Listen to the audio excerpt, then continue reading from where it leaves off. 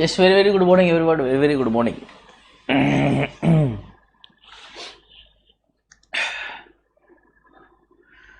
आ गए है क्या मेरे प्यारे प्यारे? ठोक लो, आ जाओ जल्दी.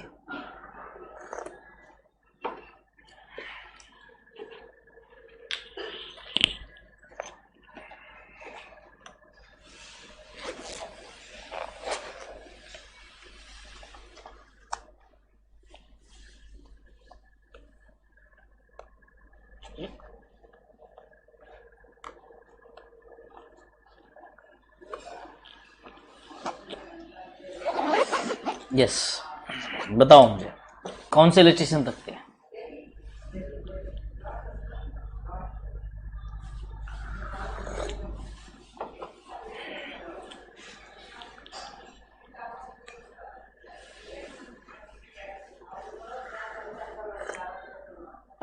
कौन से इलेक्ट्रिशियन पे हम?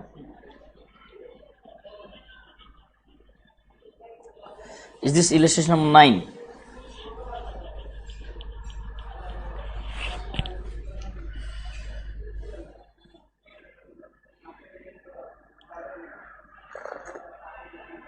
ठीक है, गुलाब जाम तो गुलाब जाम, आ जाओ.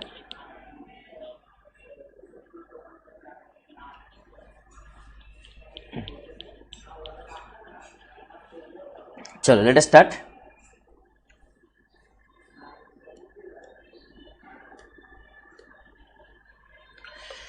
Rashmi Limited issued at par 1 lakh equity shares of 10 each payable at 2.5 on application, 3 on allotment, 2 on first call and balance on final call. तो देखो, ₹2.5 आए हैं एप्लीकेशन पे, ₹3 आएंगे अलॉटमेंट पे, ₹2 आएंगे फर्स्ट कॉल पर. फाइनल कॉल पर कितना आएगा फिर? 5, 7.5, 7.5 minus 10, ₹2.5. Application, allotment, first call, final call. बोला है तो क्लियर है सबको?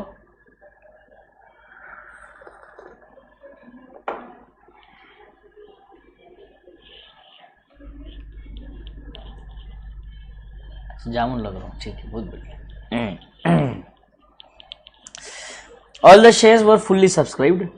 Mr. Nair, who held 10,000 shares, paid full remaining amount on first call itself. बात ध्यान से समझो. टोटल शेयर्स कितने हैं सर? टोटल शेयर्स है 1 लाख. 1 लाख शेयर्स पे सबसे पहले हमारे नायर भाई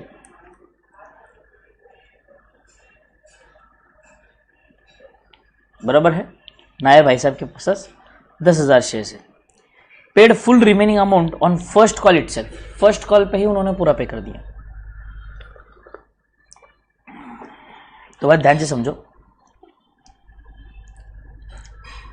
एप्लीकेशन पे इन्होंने ₹2.5 पे किया. अलॉटमेंट पे इन्होंने जितना चाहिए उतना ही फिर से पे किया है, ₹3. बस फर्स्ट कॉल पे इन्होंने 4.5 पे किया. कितना पे किया? 4.5 पे किया. बराबर है. तो ये एडवांस में चल रहा है भाई साहब. ये किस में चल रही है? एडवांस में चल रहा है. नायर भाई एडवांस में चल रहा है. Final call which was made after 3 months from first call was fully paid except share holder having 1,000 shares who paid his due amount after 2 months. अच्छा, तो इसमें एक और बंदा है जिसके पास 1000 शेयर्स है. नाम क्या है?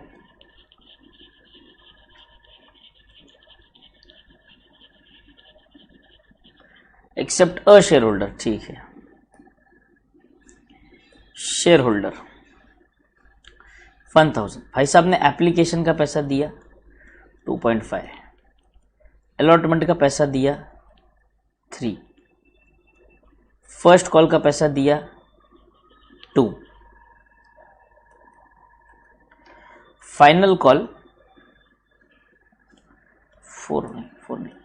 2.5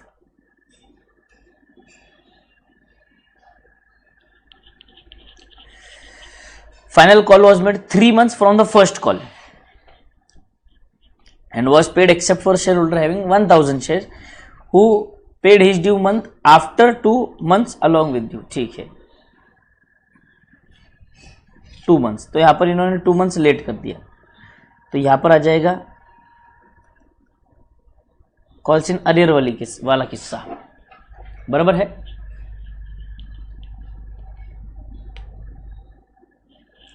तो अगर हम बात करें 1 लाख माइनस 11,000 की 89,000 शेयर्स,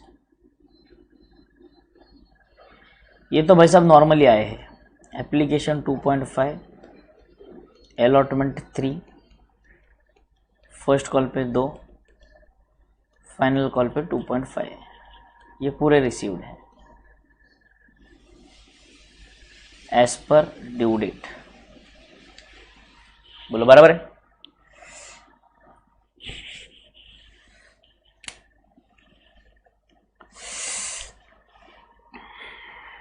क्लियर यहां तक बोलो। ये चार्ट कॉपी कर लेंगे प्लीज तुरंत से।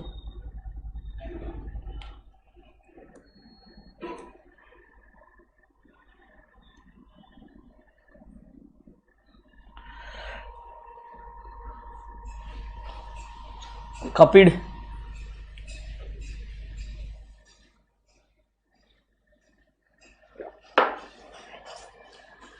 कॉपीड,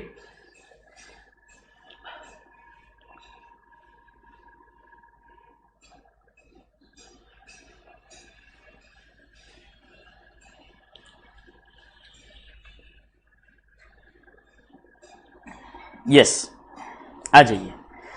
सबसे पहले फर्स्ट कॉल हमने कॉल किया सर, हमने एप्लीकेशन भेजा, सॉरी 1 लाख रुपए इंटू 2 रुपीज 2 लैक्स, सॉरी 2.5 है ना, 1 lakh into 2.5, 2,50,000 bank account debit to equity share application 2,50,000, 2,50,000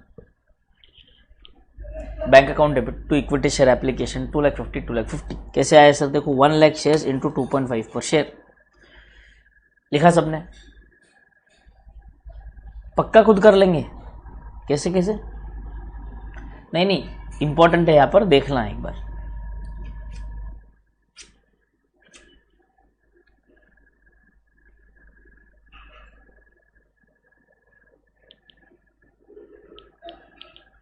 very good.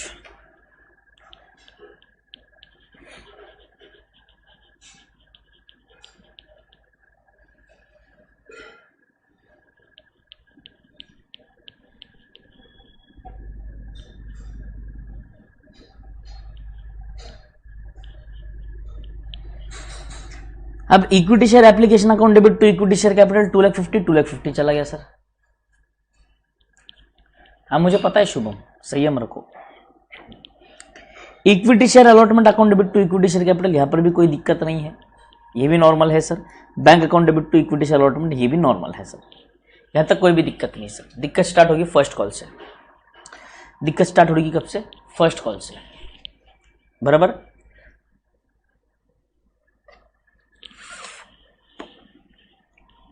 अब ध्यान से सुनेंगे, फर्स्ट कॉल के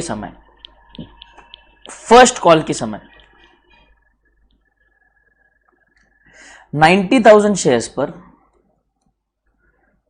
पूरे 2 रुपए आए हैं और 10,000 शेयर्स पर पूरे 4.5 रुपए आए हैं। बोलो हाया ना, बोलो हाया ना। हाँ सर, बट इसके बजाय क्या मैं कह सकता हूं कि 1 लाख शेयर्स पर पूरे 2 रुपए आए हैं। हाँ सर, और 10,000 शेयर्स पर 2.5 रुपीज। एक मिनट मैं आपको करके दिखा देता हूँ, आंसर दोनों तरफ से एक ही आएगा। 4.5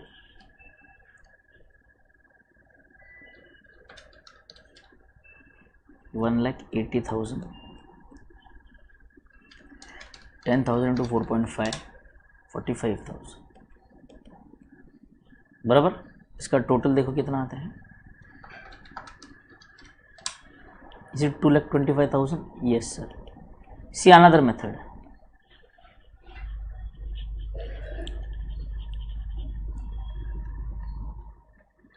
पूरे 1 लाख शेयर्स पर 2 रुपए आए हैं। हाँ सर, तो ये हुए 2 लाख। और 10,000 शेयर्स पर 2.5 रुपए एक्स्ट्रा आए हैं, ये हुए 25,000। ये हुआ 2,25,000। तो या तो ऐसे कैलकुलेट करो या तो ऐसे कैलकुलेट करो, दोनों चलेगा। यहां पर आ जाइए, bank account debit 2,25,000 to equity share final call 2 lakh. ये कहां से आया सर? ये देखो यहां पर 1 लाख शेयर्स पर पूरे 2 रुपए के हिसाब से बराबर आया है, और ये जो ये एडवांस में पैसा आया है, तो दिस इज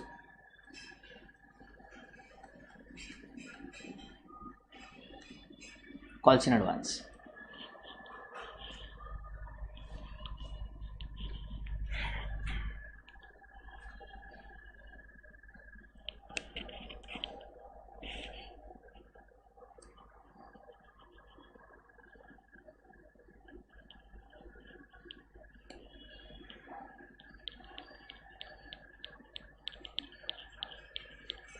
ये डन क्या है? यहां तक कॉपी किया क्या सबने?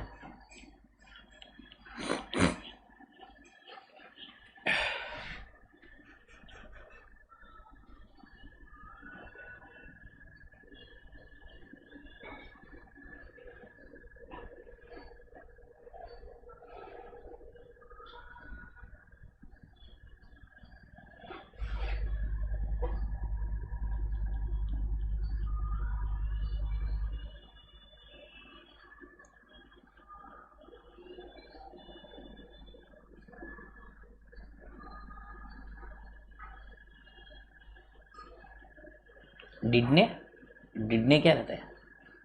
वेरी गुड, आ जाओ। अब इक्विटी शेयर फाइनल कॉल की बात करेंगे। Equity share final call. अब equity share final call account debit to equity share capital, ये तो बराबर है सर, ठीक है, ये बराबर है सर। अब यहां पर ध्यान से समझो, यहां पर हुआ ये है कोई बंदा है 1000 शेयर्स इनटू, ध्यान से सुनेंगे, यहां पर 1 लाख शेयर्स में से 1 लाख शेयर्स में कितना पैसा आने वाला है सर? 2.5 आने वाला है सर, बराबर है? हाँ सर, इतना पैसा आना चाहिए, यानी कि ड्यू होता है 2,50,000 ड्यू होगा सर। बट इस 2,50,000 में से ऑलरेडी 10,000 शेयर्स पर हमारे पास 2.5 के हिसाब से एडवांस आ चुका था। हाँ सर, ये बात भी सही है, 25,000। तो ये एडवांस के अगेंस्ट एडजस्ट हो जाएगा sir, no doubt about it. Sir 1000 shares पर एक और बंदा है जिसके पास 1000 शेयर्स है, उसने 2.5 रुपये उसने नहीं दिए है सर, यानी कि 2500 रुपये आए नहीं है सर, बराबर है? तो मतलब टोटल पैसा नेट मनी रिसीव्ड कितना है सर? 2,50,000 आने चाहिए थे, जिसमें से पहले ही 25,000 आ चुके थे, तो वो मैंने माइनस कर दिए जो अब नहीं आने वाले, माइनस 2,500 भी जो मैंने माइनस कर दिए जो बाद में आने वाले हैं, अभी नहीं आए हैं, तो 2,22,500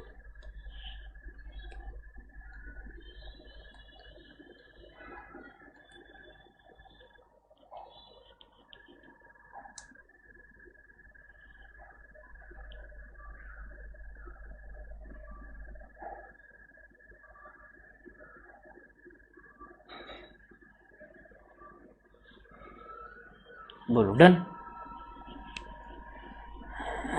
वेरी गुड हिमानी।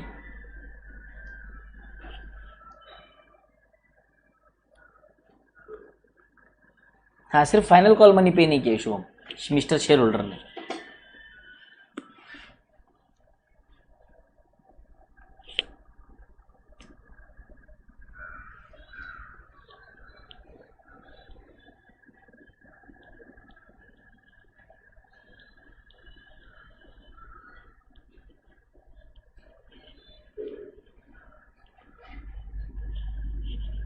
बोले एवरीवन डन टिल हियर? आ जाइए, लिखो entry, bank account debit 2,22,500, calls in advance, calls in arrears to equity share final call. देखिए done.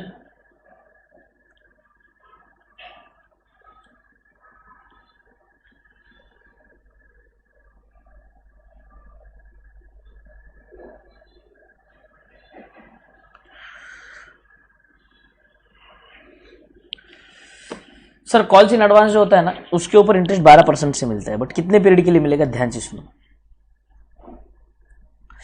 The final call which was made after 3 months from the first call, मतलब first call पे पूरा advance आ चुका था। हाँ sir, तो first call के बाद फाइनल कॉल हमने कब किया, 3 महीने बाद सर। तो फिर इंटरेस्ट कितने महीने का मिलेगा सर, 3 महीने का मिलेगा सर। 3 months 25,000 into 12% into 3/12.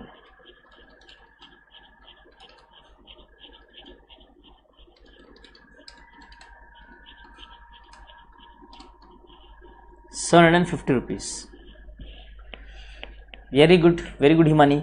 देखो interest on calls in advance account debit to share holder, share holder को पे करना है, and share holder account debit to bank, share holder account debit to bank. खत्म। Share holder account debit to interest on calls in arrears, अब ये पैसा लेना है, ये 10% से आएगा सर, 2500 रुपए इंटू, देखो इन्होंने क्या कहा, सेकेंड कॉल के 2 महीने बाद उन्होंने पैसे दिए हैं। फिर से पढ़ूंगा आपके लिए, कोई चिंता वाली बात नहीं। 1000 shares who paid his due amount after 2 months along with the interest, after 2 months sir. तो कहां चला गया, 2500 इंटू, यहां पर आएगा 10% इंटू 2/12, 2500 इंटू 10% आता है सर 250 डिवाइडेड बाय 12 इंटू 41.67, ये लो आ गया। तो share holder account debit to interest on call in arrear, ये हमारे लिए इनकम है सर। तो पैसा जब आएगा bank account debit to share holder, देखो बैंक अकाउंट डेबिट, पैसा कितना आएगा सर, 41.67 प्लस पहले का ड्यू 2500, 2541.67, 2500 कॉल के और 41.67 इंटरेस्ट के। इज इट सिंपल और इज इट डिफिकल्ट? कितना डिफिकल्ट है कितना सिंपल है बोलिए।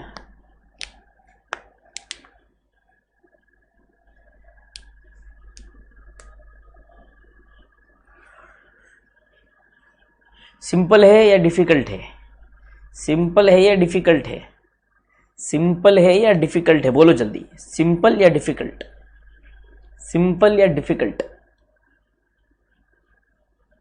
Simple difficult, tell me fast.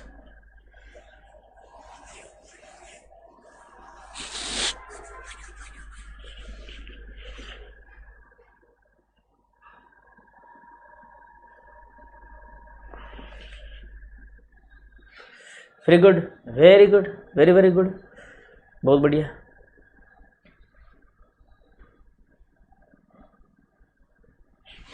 आ जाइए फिर प्रैक्टिकल क्वेश्चन नंबर 1।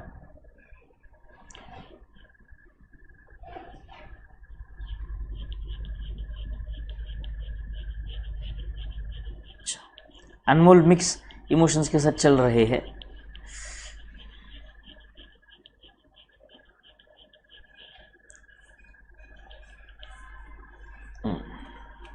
आ जाओ, देखो X limited invited application 10 lakh shares of 100 each payable as follows. 20 dates दी है, देखो यहाँ पर 1 मई 2020 को 30 रुपये कॉल किए गए, बुलाए गए हैं अलॉटमेंट पे। फर्स्ट कॉल 1 अक्टूबर को है और फाइनल कॉल किया गया है 1 Feb 2021 को। ठीक है, 20, 30, 50, 50, 100, ठीक है। All the shares were applied for and allotted.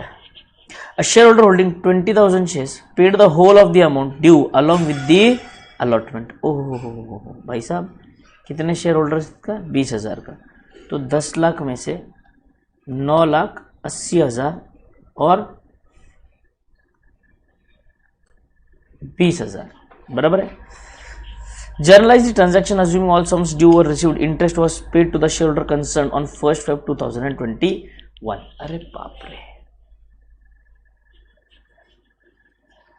Very good.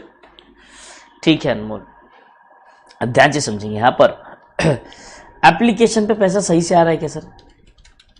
10 lakh into 20। अब बात ध्यान से समझो, मेरी बात ध्यान से समझो। 10 लाख है ना, हम क्या करेंगे इसे रुपीज इन थाउजेंड्स कर देते हैं, रुपीज इन थाउजेंड्स कर देते हैं। देखो मैं आपको सिंपल तरीका बताता हूँ। ये जो है यहाँ पे अगर आप समझेंगे तो ये आपको ऐसे दिख रहा है। तो इन्होंने क्या कर दिया, रुपीज इन लैक्स कर दिया ना, तो चलो हम भी ये रुपीज इन लैक्स कर देते हैं। रुपीज इन लैक्स अगर कर दूं मैं, तो देखिए टोटल नंबर ऑफ शेयर्स है 10 लाख, बराबर, डिवाइडेड बाय 1 लाख, तो कितने शेयर्स हुए? 10 शेयर्स, 10 शेयर्स। अब हिसाब जो भी होगा वो 10 शेयर्स के हिसाब से होगा भाई साहब। कितने हिसाब से होगा? 10 शेयर्स के हिसाब से होगा। ठीक है, रुपीज इन लाख बोला तो 10 शेयर्स। सबसे पहले एप्लीकेशन पे आया 20 रुपये सर, तो 20 रुपये से 200 लैक्स, 200 लैक्स पैसा पूरा आ गया क्या सर? आ गया। देखिए फर्स्ट मे को bank account debit to share application, और जब अलॉट करने वाले हैं मई के दिन ही, यहाँ पे अगर हम डेट भी देखेंगे,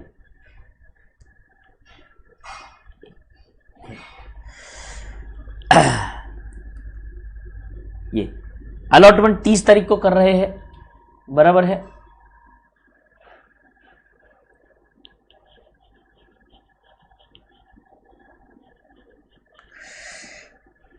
एक मई share application account debit, share allotment account debit to share capital 300, ये हुआ 500, बराबर है सब? हाँ सर। अब बात ध्यान से सुनेंगे। जो बंदा था 20,000 शेयर्स इनटू, उसने पूरा पैसा एडवांस में दे रखा भाई साहब, एडवांस में। तो एडवांस में कितना पैसा दे दिया भाई साहब ने? अलॉटमेंट में हमने 20 मांगे,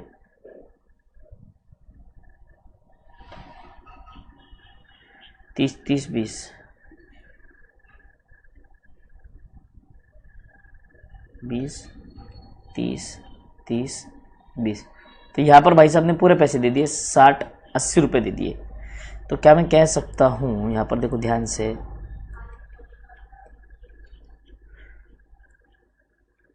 दस लाख शेयर्स इंटू 30 रुपये से पैसा आएगा 300, बराबर है। और अगर आप बात ध्यान से समझो तो 20,000 डिवाइडेड बाय 1 लाख, यानी कि 0.2 शेयर्स इनटू, उसने पैसा कितना दिया? 10 लाख, वो तो आ गया। एक्स्ट्रा 0.2 पे एक्स्ट्रा कितना आया? 50 आया। तो 0.2 इंटू 50, 10, बराबर। तो ये रहा 310 पैसा आया है, 310, डन। फिर सर हमने शेयर फर्स्ट कॉल ड्यू किया, फर्स्ट कॉल पे 300, 1 अक्टूबर। बैंक अकाउंट डेबिट 294, इसमें 6 रुपये एडवांस है, बराबर है ना? कैसे सर?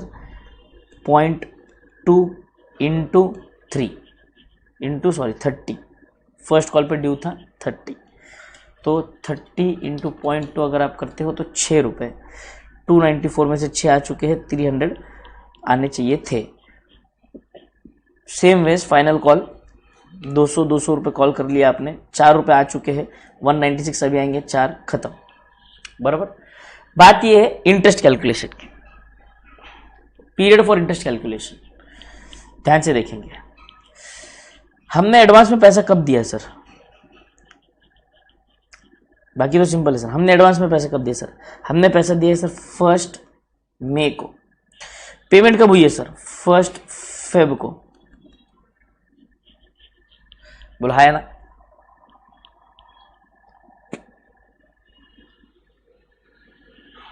नहीं नहीं नहीं नहीं, बिल्कुल गलत नहीं होगा। ये तो ईज करने के लिए है काम, ईज करने के लिए, टेंशन मत लो। तो देखो, जो आपका फर्स्ट कॉल है, फर्स्ट कॉल पे 30 रुपए थे ना, फर्स्ट कॉल का 30 रुपए जो है इंटू 0.2 यानी कि 6 रुपये। ये 6 रुपये पर इंटरेस्ट कब मिलेगा सर, कब से कब तक मिलेगा sir?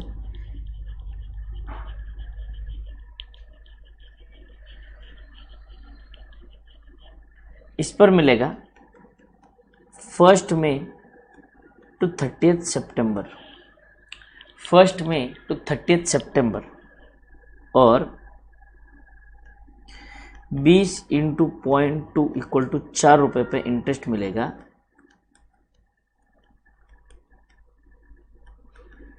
1 May to 31 March. Clear?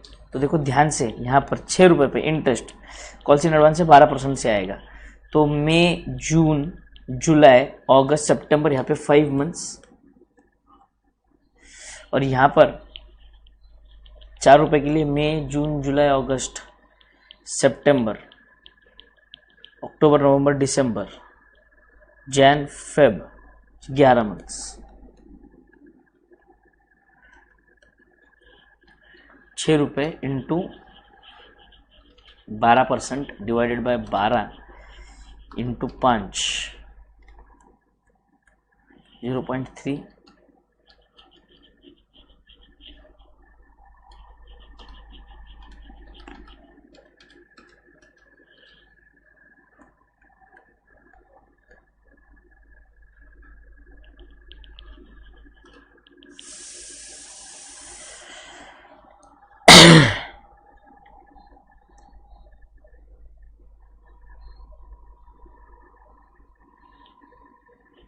देखो अरे एक मिनट, काउंटिंग में गलती हो गई क्या?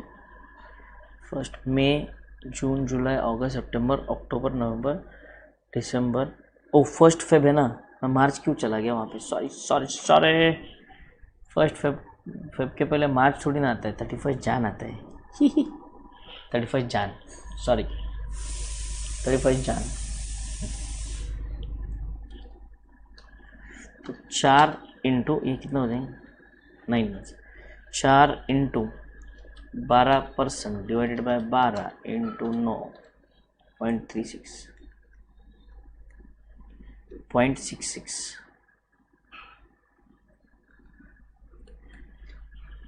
बोलो कितना डिफिकल्ट है?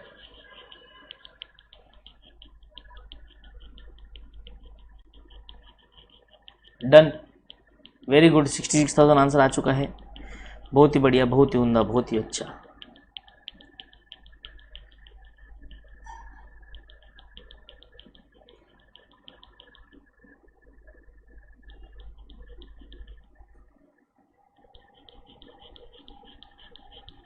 Done, very good. तो मुझे बताइए, क्या आप प्रैक्टिकल क्वेश्चन नंबर 2 कर सकते हैं? अगर आप प्रैक्टिकल क्वेश्चन नंबर 2 कर सकते हैं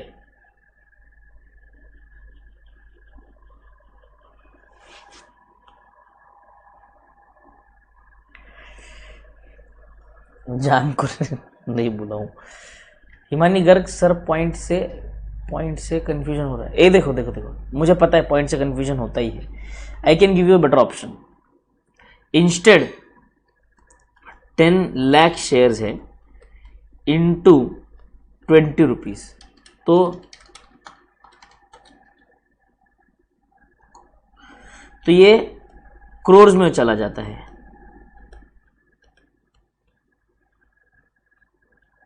ये क्रोर्स में चला जाता है। What we can do is, instead of doing in lakhs we can do in thousands. तो हम मानेंगे कि 10,000 शेयर है सर। कितने शेयर है? 10,000। तो 10,000 इंटू 20 करेंगे, बराबर। तो अब यहाँ पे 10,000 अगर हम करेंगे तो देखो 20,000 डिवाइडेड बाय अगर हम 1,000 करेंगे तो बात चलेगी 20 शेयर्स की, 20 शेयर्स की। तो 20 शेयर्स की बात चलेगी, तो इंटू 20 शेयर्स इंटू, पहले इसमें 30 रुपीज़ थे और दूसरे इसमें 20 इंटू, दूसरे इसमें 20 रुपीज़ थे, बराबर है। तो यहाँ पे आ जाएगा 20 इंटू 30, 600, और यहाँ पर आ जाएगा 20 टू 2 ज़ा 4 ना, 400। तो इसके ऊपर इंटरेस्ट कितना आ जाएगा आपका? इंटरेस्ट आ जाएगा आपका 12% इंटू कितना था ये, 5/12। तो देखो 600 इंटू 12% डिवाइडेड बाई 12 इंटू 5 इस 30 रुपीज़, यहाँ पर 30 रुपीज़ आ जाएगा। और यहाँ पर देखो 400 इंटू 12% डिवाइडेड बाई 12 इंटू 9 महीने 36 रुपीज़, तो प्लस 30 इज़ 66 रुपीज़। तो 66 इंटू, देखो अब अगर मैं इसे करूँ 66 इंटू 1000 तो कितना आएगा 66,000 रुपीज़। समझ में आ रहा है? अब जो हमारा आंसर आया है वो तो 0.66 है, क्योंकि वो इन लैक्स है, तो इंटू लैक्स करके देखो 0.66 into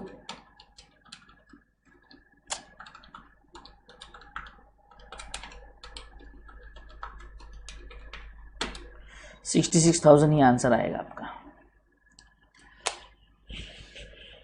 is it okay? Fine now. तो आपको आपकी फिजिबिलिटी देखनी है एग्जाम में, समझ में आए? और ऐसा कंफ्यूजन मत करना, फिगर्स इन लैक बोला है तो लैक से मल्टीप्लाई करना है, एंड फिगर्स इन थाउजेंड्स बोला है तो 1000 से मल्टीप्लाई करना है। ये याद रखो जीवन भर, क्योंकि ये पहली बार ऐसा हुआ है, आगे चल के जीवन में बहुत बार कंफ्यूजन आएगा बेटे सेम चीज पर। हाँ बोलो done.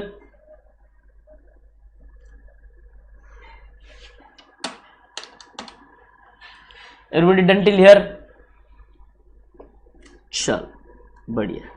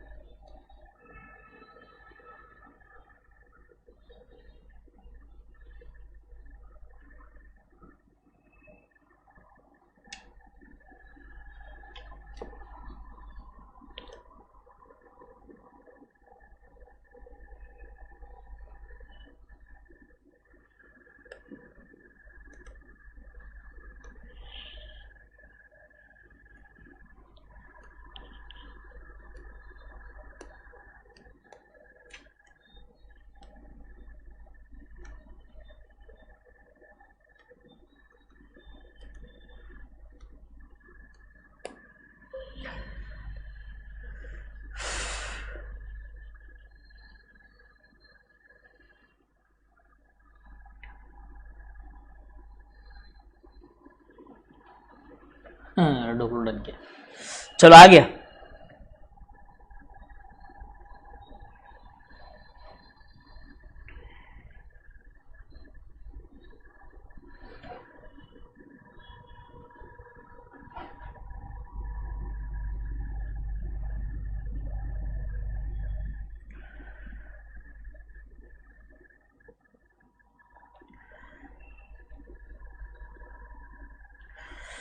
Just a moment.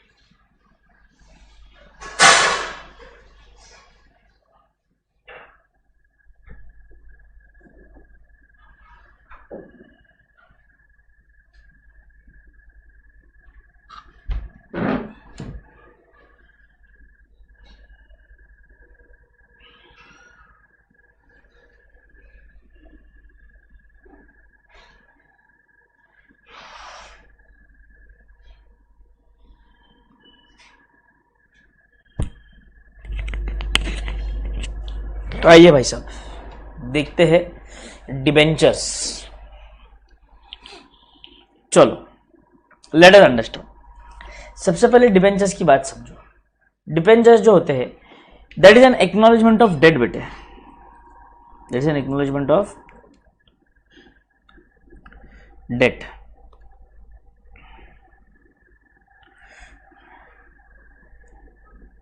Equity share capital की बात अगर हम करें और डिबेंचर्स की बात करें, तो इक्विटी शेयर कैपिटल जिसके पास होता है उसे हम इक्विटी शेयर होल्डर कहते हैं और डिबेंचर होल्डर कहते हैं जिसके पास डिबेंचर्स होते हैं। ठीक है, ये कंपनी के ओनर्स होते हैं, ये कंपनी के क्रेडिटर्स होते हैं।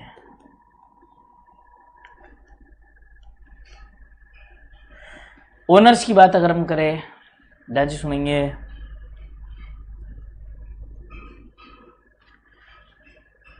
ओनर्स की बात अगर हम करें तो इन्हें मिलता है डिविडेंड और इन्हें मिलता है इंटरेस्ट, बराबर है? हाँ sir. This is an appropriation of profit, आपको याद ही होगा ये बात, और this is a charge against profit. तो याद रखना है आपके एग्जाम में शॉर्ट नोट्स के लिए, equity share, preference share and debenture, इसमें से कोई भी दो के बीच में वो आपको बेसिकली डिस्टिंग्विश बिटवीन पूछ सकते हैं। बेसिकली होगा या तो इक्विटी शेयर प्रेफरेंस शेयर और equity share and debenture.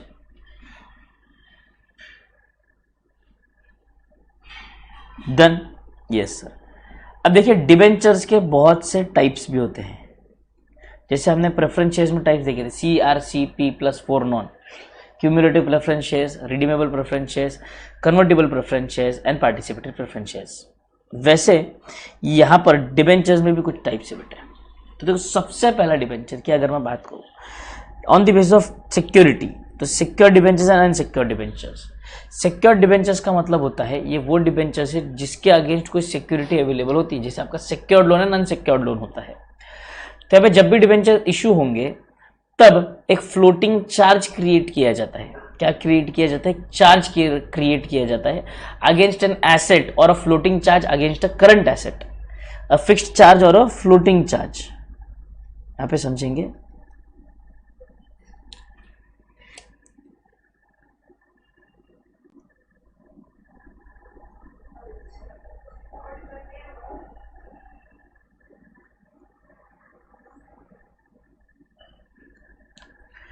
Fixed charge और floating charge.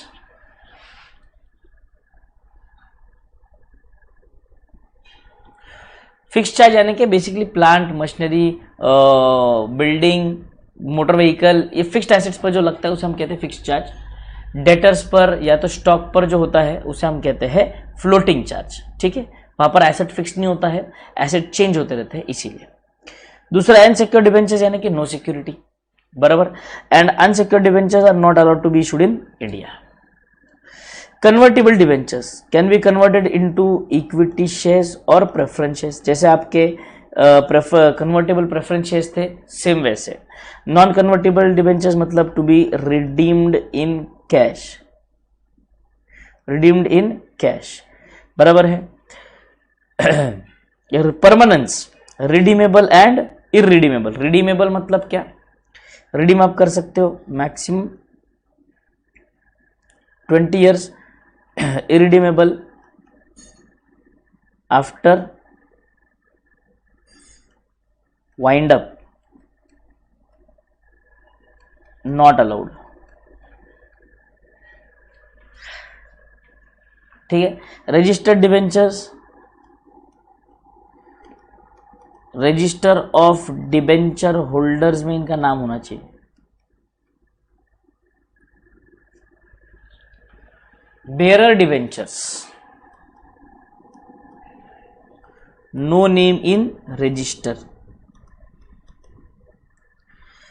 First mortgage debentures, अब ये फर्स्ट मॉर्गेज और सेकंड मॉर्गेज डिबेंचर्स क्या है ध्यान से समझो। मेरे पास एक एसेट है, ये जमीन है, जिसका वैल्यू कितना है? इसका वैल्यू है 10 लाख रुपए।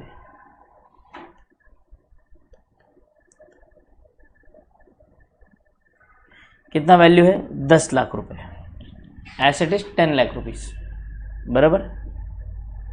एंड मैंने लोन लिया है 2 lakhs का, तो पहला वाला जो लोन लूंगा मैंने डिबेंचर इशू किए हैं, डिबेंचर ही बोलता हूं, मैंने पहले 12% डिबेंचर इशू किए, तो ये 12% डिबेंचर जो है इनका फर्स्ट मॉर्गेज है, ये फर्स्ट मॉर्गेज डिबेंचर्स है। अब इसी एसेट के ऊपर मैंने एक और बार डिबेंचर्स इशू कर दिए,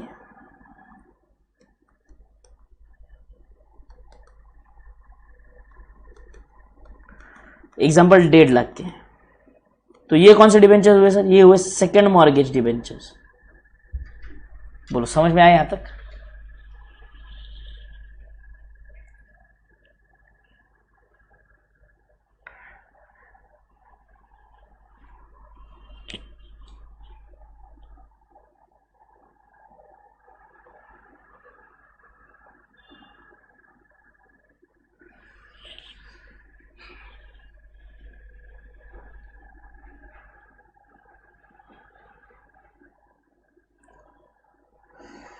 गजब सपने देखते हो तुम लोग,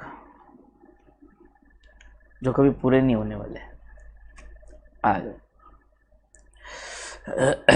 फीचर्स ऑफ डिबेंचर्स, ध्यान से देखना, इसे इंपॉर्टेंट मार्क कर लीजिए, शॉर्ट नोट में आ सकता है। Document which evidences loan made to a company, fixed interest bearing security, predetermined fixed rate regardless the level of profit.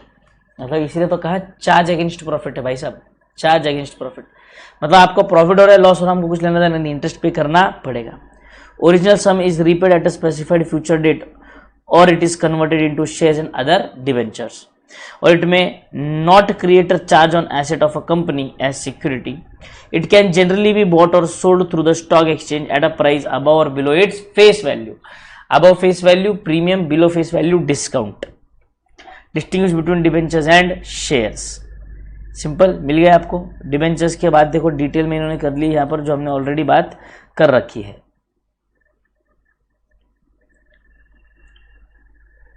आ जाइए, issue of debentures, accounting entries for issue of redeemable debentures. Main issue क्या है, कहां पर है? यहीं पर है, redeemable debentures पे सर। कहां पर है? रिडीमेबल डिबेंचर्स पर। अब ध्यान से समझना, बहुत बहुत बहुत इंपॉर्टेंट चीज मैं आपके साथ डिस्कस करने जा रहा हूं। ये वाला कॉन्सेप्ट अगर आपको समझ में आ गया ना, तो आपका चैप्टर खत्म है, ठीक है।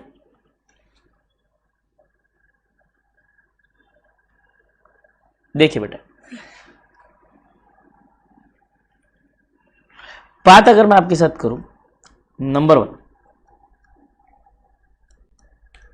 Debentures can be issued at par,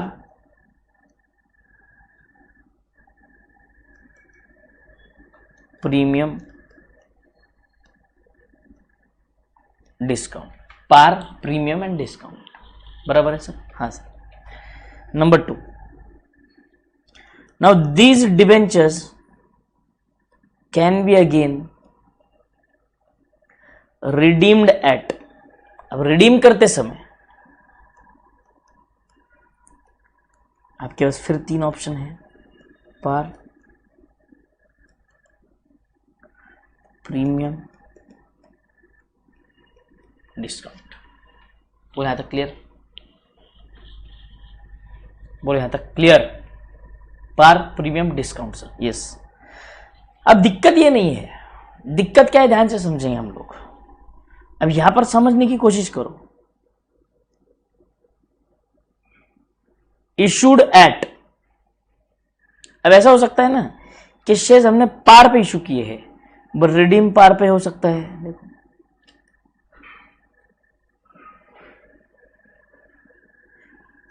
हमने इशू पार पे किया है, बट रिडीम करते समय पार पे रिडीम किया, प्रीमियम पे रिडीम किया, या डिस्काउंट पे रिडीम किया। हाँ सर, प्रीमियम पे हमने इशू किया, बट रिडीम करते समय पार पे किया, प्रीमियम पे किया, या डिस्काउंट पे किया। ओ क्वाइट पॉसिबल सर। सर हमने डिस्काउंट पे इशू किया, बट रिडीम करते समय या तो हमने डिस्काउंट पे किया, पार पे किया, या तो प्रीमियम पे किया, या तो डिस्काउंट पे किया sir. There are so many possibilities,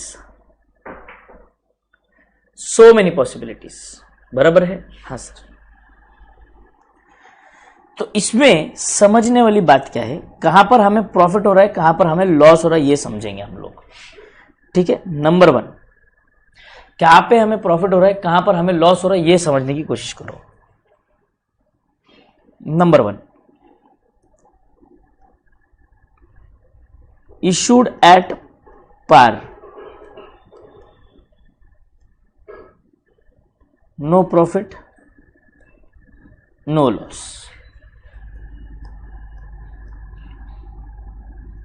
Issued at premium, तो ये हुआ प्रॉफिट।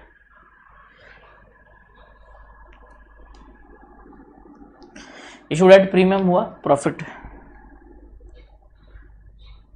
इशूड एट डिस्काउंट हुआ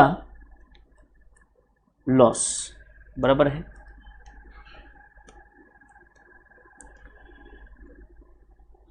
यहां पर लॉस हो रहा है, ठीक है सर, ये इंपॉर्टेंट है। यहां पर लॉस वाला part is the important part. यहां पर ध्यान से देखेंगे, इशूड एट पार यानी कि आपका यहां पर face value is equal to 100 रुपए is equal to issue price, बराबर? यहां पर face value equal to 100 and issue price is equal to 110। यहां पर face value is equal to 100 and issue price is equal to 90, बराबर? 100 रुपए का debenture,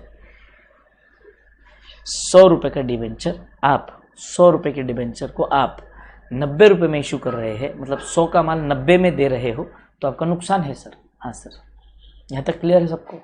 very good. ये बात चल रही थी इशू की, बात मैं कर रहा हूं रिडीम करने की।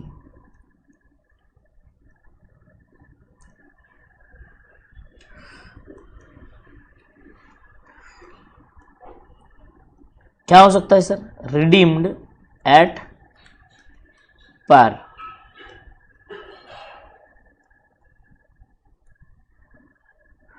Redeemed eight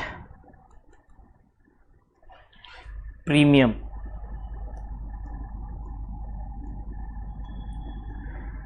redeemed at discount.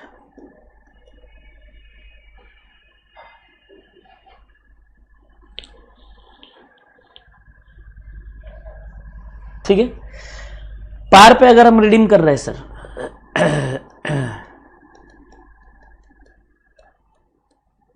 No profit no loss sir, 100 रुपए के डिबेंचर्स हम वापस ले रहे हैं और हम 100 रुपए दे रहे हैं, बढ़िया है सर। यहां पर अगर हम समझेंगे रिडीम्ड एट प्रीमियम, ये हमारे लिए लॉस है, और रिडीम्ड एट डिस्काउंट हमारे लिए प्रॉफिट है। रिडेम्पशन की बात चल रही है। देखो अब मान लो फॉर एग्जांपल, जैसे ये 100 रुपए का कैलकुलेटर है, इसी को डिबेंचर मान के चलते हैं। जब मैंने आपको दिया तब इसकी कीमत कितनी थी? इसके ऊपर कितना लिखा है? 100 रुपए लिखा है सर। जब मैं आपको 110 में दूंगा तो मेरा प्रॉफिट होगा, बराबर है? और या तो मैं 90 में दूंगा तो मेरा लॉस होगा। तो ये इशू के समय हुआ। बट अब ये कैलकुलेटर किसके पास है? ये आपके पास है। कितने का कैलकुलेटर है सर? 100 रुपए का कैलकुलेटर है, 100 रुपए का कैलकुलेटर है। अब बच्चा दिमाग लगाएगा, ध्यान से सुनो मेरी बात। यहां पर कंफ्यूजन कैसे होता है मैं बताता हूं आपको। मैंने दिया आपको कैलकुलेटर, कितने का कैलकुलेटर है सर? ये 100 रुपए का कैलकुलेटर है सर। ये 100 रुपए का कैलकुलेटर आपके पास है। अब मैंने कहा कि मेरा कैलकुलेटर मुझे लौटा दो, आपने मुझे लौटाया। तो कहा सर लौटाते समय आप हमें 100 रुपए दे देना, तो मैंने आपको 100 रुपए दे दिए। तो 100 रुपए का कैलकुलेटर आया, 100 रुपए चले गए। इज इट प्रॉफिट और loss? No profit no loss sir. ठीक है सर। इस बार आपने फिर कैलकुलेटर लौटाया, कहा कि सर हमें बदले में 110 रुपए दीजिए। हमें कितना दीजिए? 110 रुपए दीजिए। तो मैंने 100 रुपए का कैलकुलेटर लिया, बदला बराबर है, 100 रुपए का कैलकुलेटर आपसे वापस ले लिया, और वापस लेने के बाद मैंने आपको पे कितना किया, मैंने आपको 110 रुपए पे किए, तो हुआ ना लॉस यहां पर? हाँ सर, तो यहां पर फेस वैल्यू है 100 रुपए, रिडेम्पशन प्राइस इज 110 रुपए। अब आपने फिर से मुझे कैलकुलेटर दिया, बड़ा बदले में मैंने सिर्फ आपको 90 दिए, आपने कितने का कैलकुलेटर वापस दिया? 100 रुपए का, तो फेस वैल्यू 100 रुपए मोर देन रिडेम्पशन प्राइस 90 रुपए। बोलो क्लियर है? सिंपल है। अब देखो कुछ कुछ बच्चे ऐसा दिमाग लगाते कि सर सर सर सर ऐसा कैसे सर? आपने पहले जब हमें इशू किया था, मान लीजिए आपने 110 में हमें इशू किया था और आपने वापस 110 में ही रिडीम कर दिया, तो 110 सट ऑफ ना सर? नहीं बेटा, वो 110 that is different, that was 5 years before, and this 110 is today after 5 years। दो अलग अलग ट्रांजैक्शन है बेटे, वहां का प्रॉफिट डिस्काउंट यहां के प्रॉफिट डिस्काउंट के साथ कंपेयर मत करो। इशू जो हुआ है वो पहले हुआ है, डिस्काउंट रिडीम जो हो रहा है वो अब हो रहा है, या इशू अब हो रहा है, रिडेम्पशन 5 साल बाद या 10 साल बाद होने वाला है। बोलो समझ में आया? बोलो समझ में आ गया क्या? हाँ सर। तो अब यहां पर बेसिकली अगर आपको मैं बताऊं, अकाउंटिंग हमें किसकी समझनी है? Accounting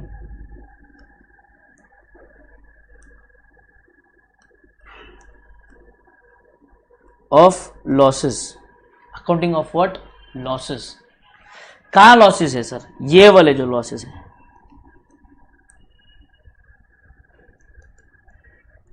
discount on issue and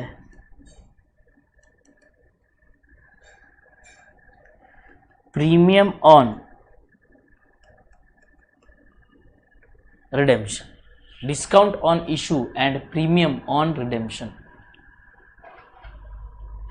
redeem, Shubham बेटे मजाक करते हो यार तुम यार। रिडीम का मतलब क्या पूछते हो? रिडीम मतलब रीपे करना ना बेटे, है? रिडीम करना मतलब रीपे करना।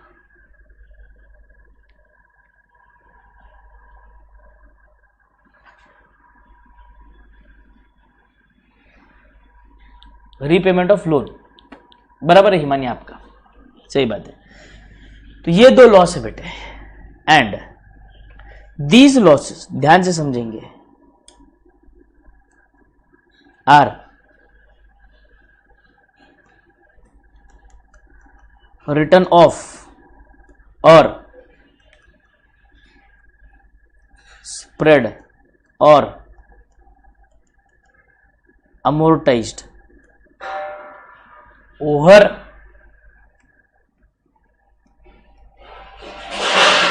the period of debentures।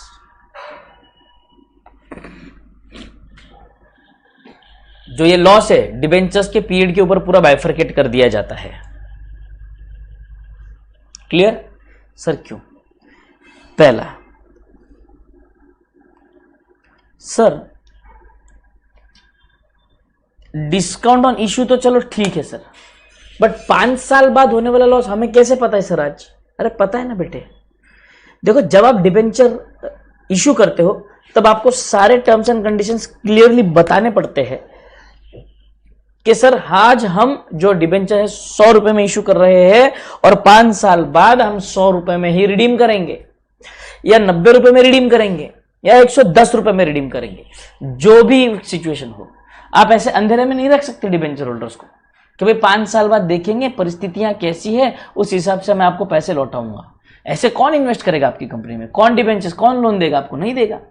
आप खुद कॉमन सेंस लगा के सोचिए कि अगर आप आपके दोस्त से कहते हैं कि सुनो भाई मेरे मित्र, आप हमें कितना क्या कीजिएगा, 10,000 रुपए उधार दे दीजिएगा, 10,000 रुपए उधार दे दीजिए 5 साल के लिए, मैं हर साल आपको इसके ऊपर ब्याज देता रहूंगा।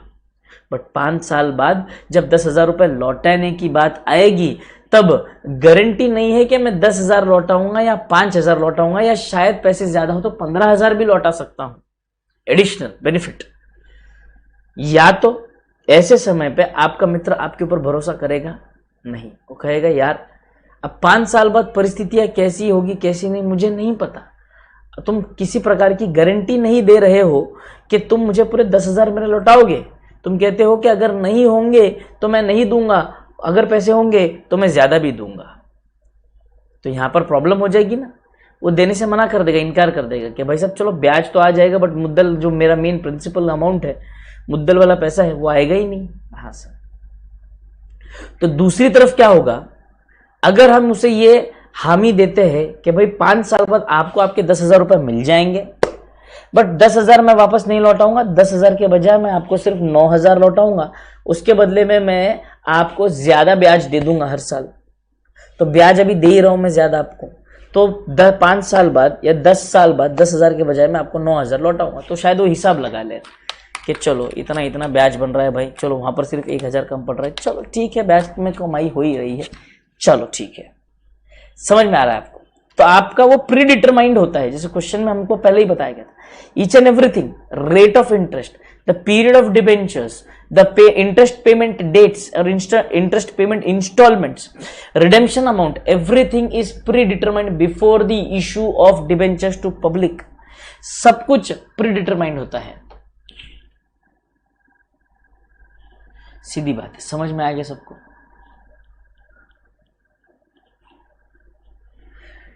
क्लियर है यहां तक सबको? 100%? हाँ सर। दूसरी बात, अब ये जो कॉन्सेप्ट है ये सर हमने पूरे पीरियड के ऊपर क्यों राइट ऑफ किया सर? दिस इज दी, अगर आपको मालूम होगा concept of prudence, concept of prudence कहता है कि भाई साहब अब देखो मैंने क्या कहा, सब कुछ प्री डिटरमाइंड है। तो कॉन्सेप्ट ऑफ प्रूडेंस कहता है account for probable losses and ignore anticipated profits। बराबर है? तो यहां पर ये बोलता है कि account for probable losses, but यहां पर हमारे सिचुएशन में, हमारे केस में हमें तो पता है कि 5 साल बाद लॉस होने वाला है, हमें पता है, हमने आज ही डिटरमाइन किया है, आज ही डिसाइड किया हुआ है कि जब भी डिबेंचर्स रिडीम होंगे वो प्रीमियम पर रिडीम होने वाले हैं। और हमें तो पीरियड भी पता है, टेन्योर भी पता है, वो 5 साल का डिबेंचर है या 10 साल का डिबेंचर है। तो मान लीजिए अगर हम 1 लाख डिबेंचर्स इशू करते हैं, कितने डिबेंचर्स है सर? 1 लाख डिबेंचर्स इशू करते हैं, 110 मान लीजिए रिडीम करते हैं, रिडीम या इशू कर रहे हैं डिस्काउंट पर ना, इशू कर रहे हैं 1 लाख डिबेंचर्स, ठीक है। ये अगर हम 1 लाख डिबेंचर्स 90 रुपए पर इशू कर रहे हैं एंड रिडीम कर रहे हैं 110 रुपए पे, कितने पे? 110 रुपए पर रिडीम कर रहे हैं, तो क्या मैं कह सकता हूं यहां पर 10 रुपए का लॉस है और यहां पर भी 10 रुपए का लॉस है?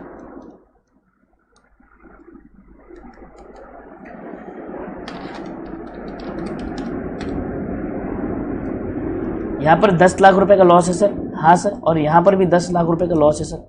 हाँ सर। तो ये टोटल 20 लाख का लॉस है सर? हाँ बराबर है सर। तो ये हमारा जो डिबेंचर है वो कितने ईयर्स का है सर? 10 साल का है सर। तो every year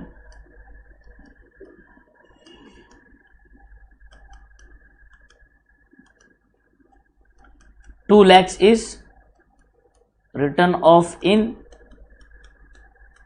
profit and loss.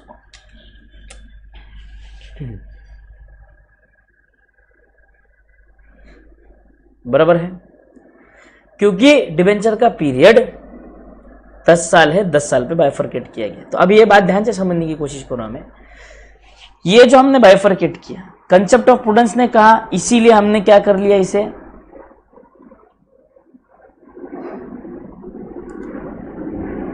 लिखो मेरे साथ, loss on issue of debenture and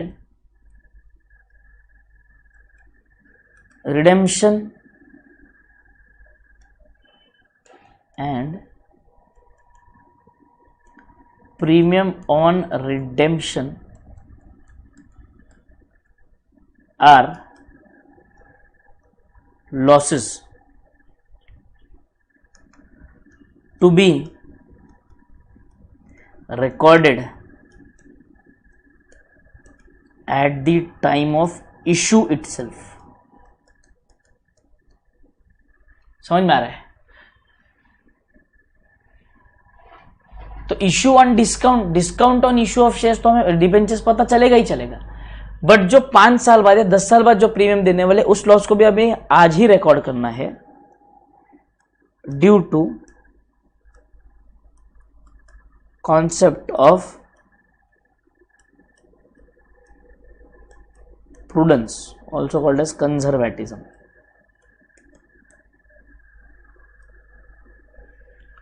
number 2,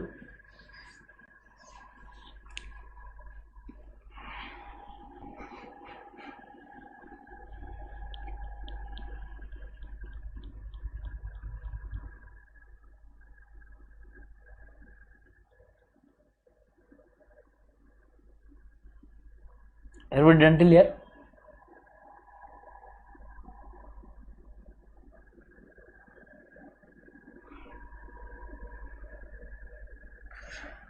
दूसरा, loss on issue of debenture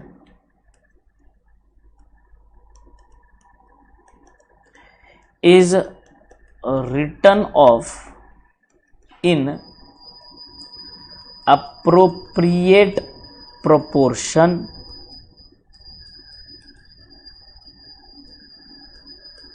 over the period of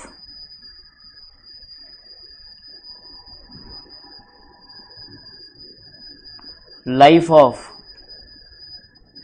debenture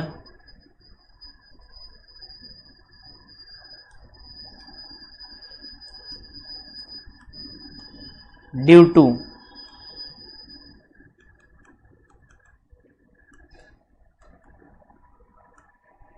matching concept.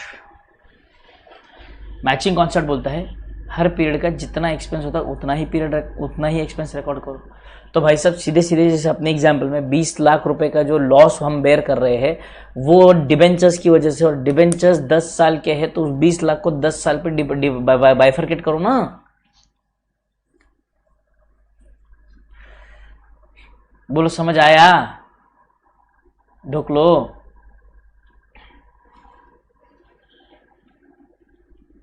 Clear? Very good. So we will stop the lecture over here today and we will be meeting tomorrow. At the same time. है debenture most probably कोशिश ये करूंगा कि मैं कल खत्म कर दूं, कोशिश करूंगा, अगर हो जाए तो अच्छी बात है. तो हम कल खत्म कर देंगे इसको. कल इंपॉर्टेंट रहेगा डिबेंचर्स की, हमें अकाउंटिंग समझनी है. ठीक है? Till then everyone, thank you, take care, bye bye, enjoy.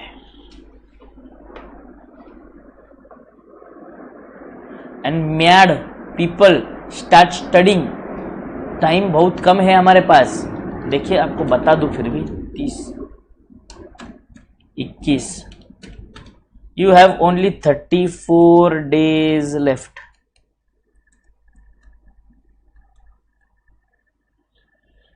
ठीक है? तो please study and don't waste your time. अपने अपने दिन को शेड्यूल में डिस्ट्रीब्यूट करके प्रॉपरली अच्छे से उसका पढ़ाई का इस्तेमाल करें. बिल्कुल टाइम पास ना करें. सुबह जल्दी उठे, एग्जाम का समय चल रहा है. ठीक है ना? See you guys tomorrow. Till then everyone, bye bye, enjoy, take care. Study कैसे करें ध्यान से सुनो. एक बात समझाता हूं मैं आपको. हमारे पास 34 days लेफ्ट है बेटे. We have only 34 days left. Now in these 34 days your accounts is on 14th December. ध्यान से सुनेंगे. 14th December को आपका अकाउंट्स है. तो आप मान के चलिएगा 13, 12, 11, 10, 9, 8 दिसंबर से लेके 13 दिसंबर तक आप सिर्फ और सिर्फ अकाउंट्स करने वाले हो रिवाइज. ठीक है? नंबर 1. इंपॉर्टेंट जो चीज़ें बता रहा हूँ मैं आपको, नंबर 1, आप 8 दिसंबर से लेकर 31 दिसंबर तक आप सिर्फ अकाउंट्स रिवाइज करेंगे आखिरी के 6 दिन में, सिर्फ और सिर्फ अकाउंट्स पूरी तरह से। आरटीपीज, एमटीपीज, पास्ट पेपर पुराने जितने मिल रहे, जो मिल रहे सब खत्म कर देना है आपको, ठीक है, नंबर 1। नंबर 2, आज आपका नवंबर 9 है, 9 नवंबर है, तो अब आपके पास 2 ऑप्शन है, आप कैसे कर सकते हो, ध्यान से देखिए। या तो आप आपके डे को डिवाइड कर दीजिएगा अलग अलग हिस्सों में, और उस डिवाइड करके मतलब 2 घंटा आज मैं करूँगा इको बीसी के, अगर आपका रात में जब लेक्चर हो रहा है पवन सर का, तो उसके साथ अगर आपका रिवीजन हो रहा है तो बहुत बढ़िया बात है, तो इको बीसी के आपका वहाँ हो जाता है। आप बोलेंगे कि सर दोपहर में कुछ समय दूंगा मैं लॉ लर्निंग के लिए, लॉ के आंसर्स लर्न करने के लिए। याद रखना है, हमें लॉ के आंसर्स लर्न करने हैं, पढ़ने नहीं है। एग्जाम में हमारे पास इतना समय नहीं होता है कि हम केस स्टडीज पढ़ेंगे और उसको एनालाइज करके दिमाग लगा के वहाँ पे लिखते बैठेंगे। जो क्वेश्चन बैंक आपको सौमिल सर ने दिया हुआ है उसमें आपको लर्निंग करनी है, याद रखें, उसे पढ़ना नहीं है। लॉ में बहुत बच्चों की लग जाती है क्योंकि उसके अंदर राइटिंग प्रैक्टिस बच्चे नहीं कर पाते, और राइटिंग प्रैक्टिस नहीं होने का कारण होता है कि आंसर्स लर्न नहीं है। आपको आंसर्स बकायदा लर्न करने हैं, जैसे हम स्कूल में लर्न करते थे क्वेश्चन आंसर्स, वैसे लिटरली वैसे आपको लर्न करना है, तभी आप लॉ बीसीआर का पेपर समय पर कंप्लीट कर पाओगे और पूरा लिख पाओगे, वरना दिक्कत हो जाएगी बेटे। लॉ लर्निंग करेंगे सर, लॉ के लर्निंग के अलावा सर हम डेली मैथ्स को प्रैक्टिस करेंगे। मैथ्स में हम कोशिश करेंगे सर स्टैट्स एंड एलआर पर हम ज़्यादा फोकस करें, स्टैट्स एंड एलआर पर हम ज़्यादा फोकस करें। देखिए मैं जनरल सेंस में बात कर रहा हूँ, कोई बच्चा ऐसा बोल सकता है कि सर मेरे लिए मैथ्स मज़ेदार है, स्टैट्स एलआर में मुझे बोर होता है। बट आप समझने की कोशिश करें, स्टैट्स एलआर मैथ्स की बात अगर मैं करूँ तो मैथ्स में होता है कैलकुलस वाला पार्ट जो थोड़ा सा मुश्किल जाता है। स्टैट्स की अगर मैं बात करूँ और एलआर की अगर मैं बात करूँ, कंपेरेटिवली ईजी है, ये फॉर्मूला बेस्ड है और ये आपका पजल बेस्ड काम है, तो यहाँ पर आपके स्कोर करने के चांसेस ज़्यादा बढ़ जाते हैं। तो जहाँ पर आपका मैथ्स जो है 40 मार्क्स के लिए आ रहा है, स्टैट जो है 40 मार्क्स के लिए आ रहा है, एलआर जो है 20 मार्क्स का आ रहा है, तो कोशिश ये करेंगे तो इन 60 में से ही मैक्सिमम मार्क्स बटोरने की कोशिश करेंगे, क्योंकि ये दिक्कत देने वाला है।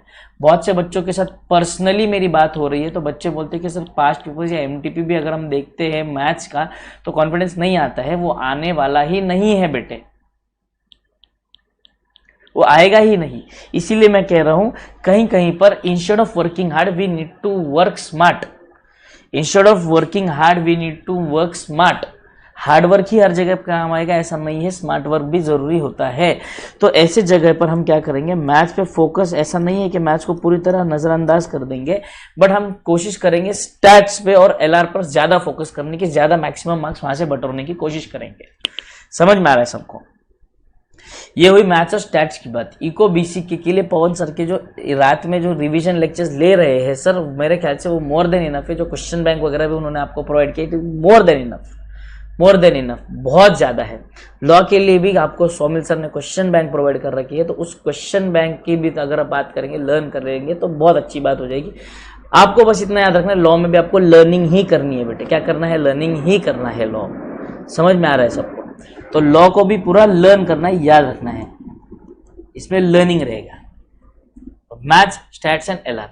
अकाउंट्स के लिए डेली अगर आप 1.5 आवर टू 2 आवर्स भी अगर आप देते हैं, तो डेली के आपके आरटीपी देखना, एमटीपीज देखना या पास्ट पेपर्स गो थ्रू करना, ये अगर आप काम डेली भी करते हो कि जो चैप्टर है, बट टारगेट ऐसी नहीं हवे में नहीं, टारगेट बना करके सर इस 10 दिन में हम लोग क्या करेंगे ना, इन 10 दिनों में हम लोग इको बीसी के ये चैप्टर्स, लॉ के ये चैप्टर्स, अकाउंट्स के ये चैप्टर्स ऐसे खत्म कर देंगे sir.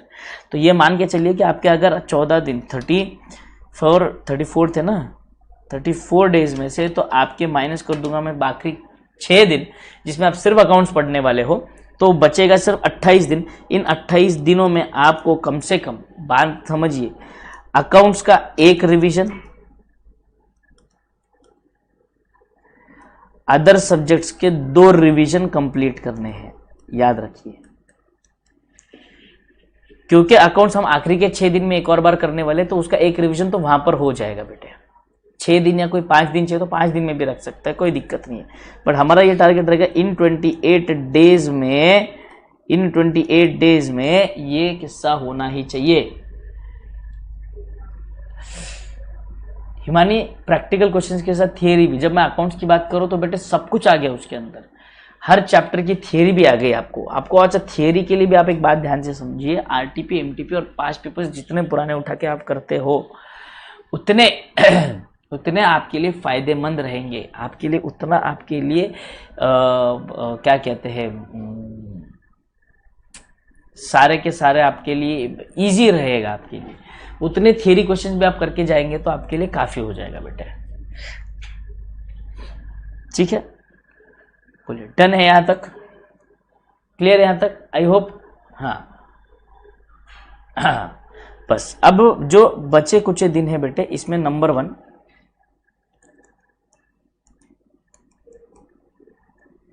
Avoid negative friends, number 2 avoid discussion of study, कि मेरा कितना पढ़ाई हुआ है, तेरा कितना पढ़ाई हुआ है, ये अवॉइड करेंगे हैं। Negative friends, avoid discussion of study,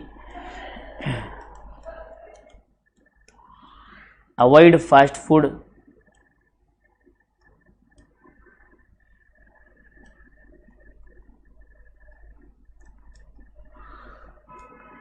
take proper sleep and meals,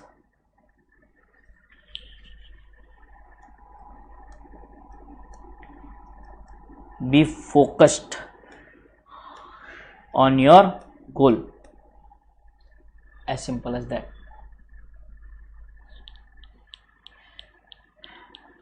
negative friends कौन होते हैं समझने की कोशिश कीजिए। नेगेटिव फ्रेंड्स वो होते हैं जो सिर्फ बुराइयां करते हैं, नंबर 1 सिर्फ बुराइयां करते हैं कि भाई मेरी तो पढ़ाई, ये इसने तो ये करवाया ही नहीं, इसका तो ये ठीक ही नहीं, उसका तो वो सही ही नहीं, इसका तो यही गलत है, उसका तो वही गलत है, मुझे तो समझ में ही नहीं आ रहा है, मुझे तो करना ही नहीं आ रहा है, मेरे तो पल्ले ही नहीं पड़ रहा है, मैं तो कर ही नहीं पा रहा हूँ। जो नई करते रहते हैं ना, those are your negative friends, उनके चक्कर में ना पड़े। अभी देखिए यहाँ पर 2 चीज़ें हो सकती है, ऐसे फ्रेंड्स या तो जानबूझ के आपको नेगेटिव कर रहे हैं कंपटीशन हटाने के लिए, या तो वो बेसिकली नेगेटिव है। तो ऐसे लोगों से बिल्कुल दूर रहे। जितना आप नेगेटिव लोगों से दूर रहोगे उतनी नेगेटिव वाइब्स कम आएगी और आप आपके पढ़ाई पे ज़्यादा फोकस कर पाएंगे। ये प्लीज़ अवॉइड करें, ये बिल्कुल अवॉइड करना है आपको, ये होना नहीं चाहिए बेटे। ये अगर होगा तो दिक्कत आ जाएगी आपको, ये करने देना नहीं है नेगेटिव फ्रेंड्स को आपके। समझ में आ रहा है सबको? इतने ये चीज को थोड़ा सा अवॉइड करके चलना है बेटे हमें, clear?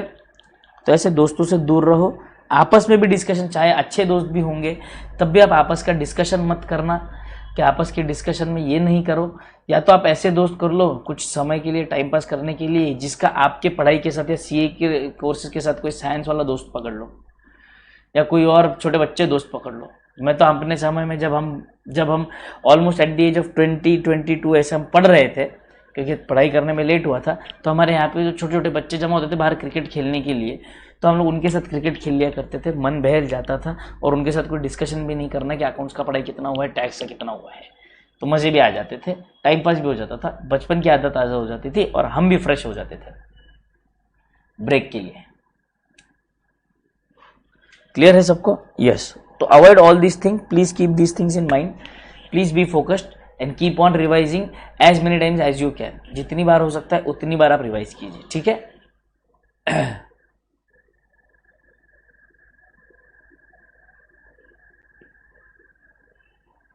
Very good Dhvir, very good, I am so proud of you बेटा। यस, बहुत बढ़िया बहुत बढ़िया बहुत बढ़िया, very good. So please be focused, keep studying, revision करते रहे, जितना हो सकता है उतना करें। प्रोफेशनल कोर्स है, जितना आप करेंगे कम ही होगा, ये हमेशा याद रखें, ठीक है guys? So will be meeting tomorrow at the same time in the morning 8 o'clock। Till then everyone, thank you, take care, bye bye, enjoy. अब मुझे पता है रोज़ मुझे थोड़ा सा 5-10 मिनट आगे पीछे हो रहा है, इतना आप मेरे लिए थोड़ा सा बेयर कर लीजिए। कि क्या हो रहा है, तबीयत खराब होने की वजह से, हालत खराब होने की वजह से दवाइयों का असर थोड़ा सा होता है, जिसकी वजह से ज़्यादा डिजीनेस, ज़्यादा थकान आ जाती है, ऐसा हो जाता है। तो कुछ समय से बीमार चल रहा हूँ तो इसलिए वो हो रहा है, ठीक है? Thank you guys, will be meeting tomorrow at the same time, take care, bye bye.